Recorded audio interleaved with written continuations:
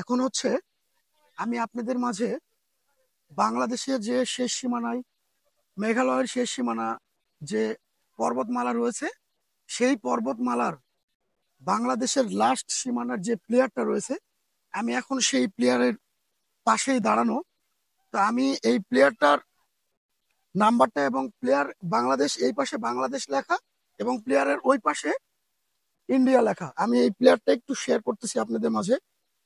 এই যে এটা হচ্ছে 1184 5S বাংলা, এখানে বাংলা লেখা। আর যদি প্লেয়ারের এই পাশটা দেখানোর চেষ্টা করি, জাস্ট এই পাশে আছে হচ্ছে 1184 5S ইন্ডিয়া। যদিও এই লেখাটা অনেক মরিচা পড়ে গেছে, তবে এটা ইন্ডিয়া। দ্যাট মিনস কি দাঁড়ালো, আমি এখন ইন্ডিয়াতে, রাইট নাও আমি এখন ইন্ডিয়াতে, অর্থাৎ ভারতে অবস্থান করতেছি। আর ঠিক এই পাশেই আমি যদি এখানে চলে আসি, আমি এখন বাংলাদেশে। সো এই জায়গাটার যে একটা ফিলিংস অ্যাজ এ বাংলাদেশি হয়ে, এটা যদি without any passport, right, without any পাসপোর্টে ইন্ডিয়া গেলাম এবং বাংলাদেশে আছি। রাইট নাও আমি এখন বাংলাদেশে, একটু আগে ছিলাম ইন্ডিয়াতে, আমি আবার ইন্ডিয়াতে চলে আসলাম। এই হচ্ছে ইন্ডিয়া। সো ভালো থাকবেন, ভারতের মেঘালয় থেকে। এটা হচ্ছে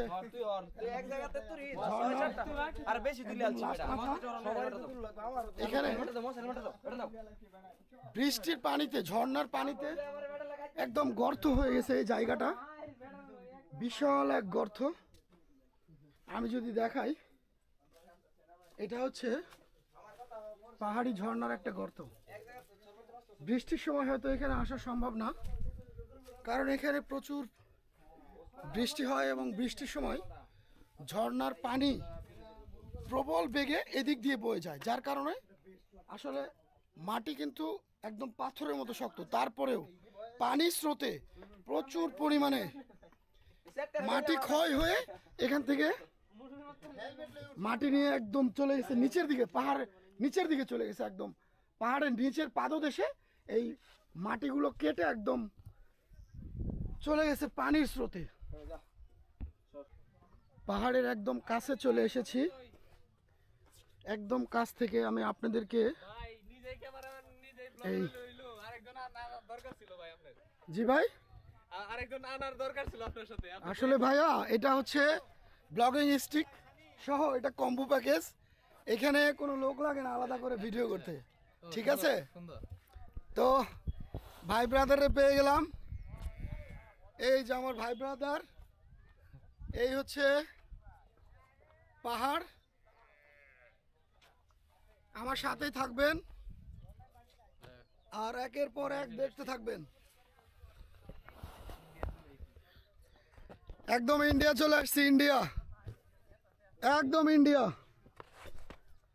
এখানে প্রাকৃতিক যে সৌন্দর্যটা, আসলে পাহাড়ের কাছে না আসলে বোঝা যায় না যে পাহাড় কত সুন্দর। আলহামদুলিল্লাহ, অসম্ভব সুন্দর।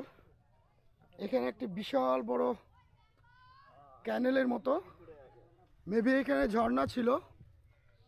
তো এখন হচ্ছে খরার মৌসুম, এই ঝর্ণাটা আসলে শুকিয়ে গেছে, বহু দূর পর্যন্ত এই ঝর্ণাটা বয়ে গেছে। তো আমরা চেষ্টা করব পাহাড়ের আরো উপরে ওঠার জন্য।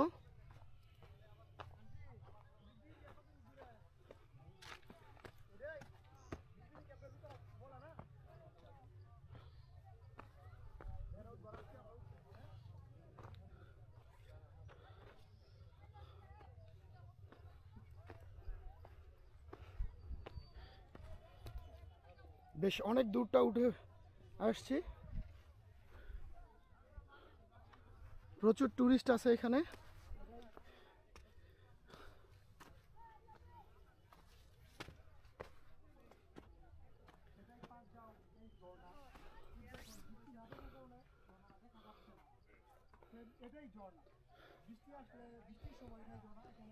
পাহাড়ের ওঠা আসলে প্রচুর রিস্ক, এবং প্রতিটা পদক্ষেপ দেখে দেখে ফেলতে হবে, নইলে যে কোনো মুহূর্তে পা স্লিপ করতে পারে। তো আমি একটু দেখাই, আসলে হাঁপিয়ে গেছি। এটা হচ্ছে পাহাড়ের, আমার মনে হয় যে 3 ভাগের 1 ভাগ উঠতে পেরেছি।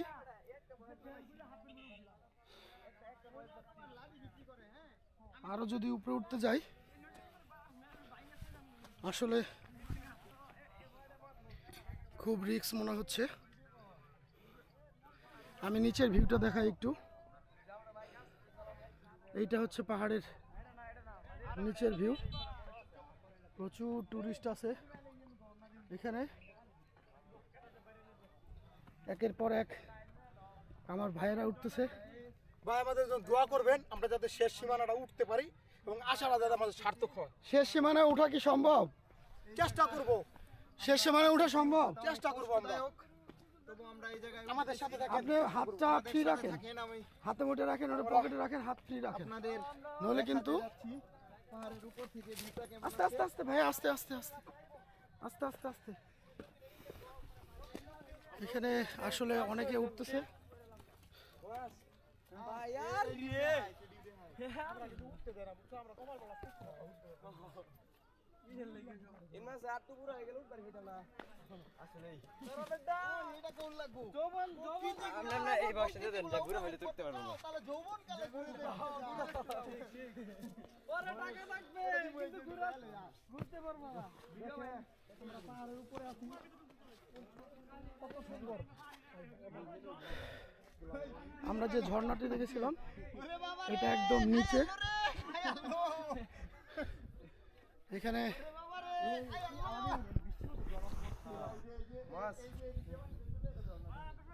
প্রচুর পরিমাণ খাড়া পাহাড়, যেটা আসলে পুরাটা উঠে আমরা পাহাড়ের উপরে উঠছি, কাভার করে যাবে না। অনেক উঁচু আছে। আমরা মোটামুটি প্রায় 150 ফিটের মতো হইব।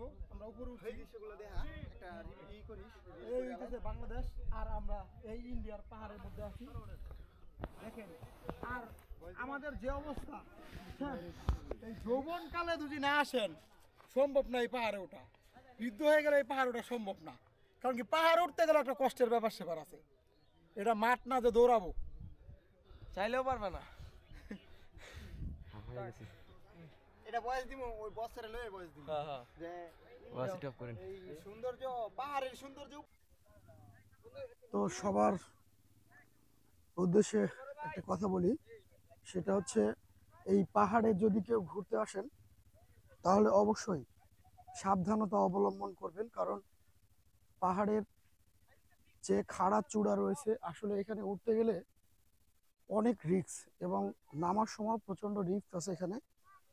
চেষ্টা করবেন ভালোভাবে প্রিপারেশন নিয়ে আসার জন্য, এবং কখনো উদ্যমের সাথে অ্যাক্সেস কোনো কিছু করতে যাবেন না, কারণ এখানে যদি আপনি একবার পা স্লিপ করে পড়ে যান তাহলে হয়তো এখান থেকে আপনাকে আর পায়ে হেঁটে যেতে পারবেন না। সেই জন্য আপনাকে সাবধানতা অবলম্বন করতে হবে। প্রচুর টুরিস্ট আছে এখানে, একদম টুরিস্ট দিয়ে ভরা, প্রচুর মোটরসাইকেল টুরিস্ট এখানে আছে। তো ভালো থাকবেন, আল্লাহ হাফেজ।